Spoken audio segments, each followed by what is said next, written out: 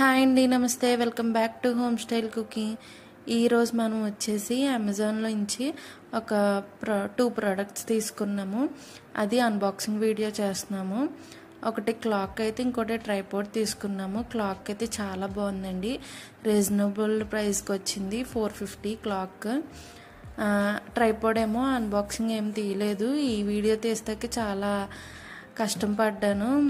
మా బాబు చూసారా ఎలా నైఫ్ తీసుకొచ్చి వాళ్ళ నాన్నకి ఇస్తున్నారు. ఈ క్లాక్ మాత్రంగా అజంతా నుంచి తీసుకున్నాము.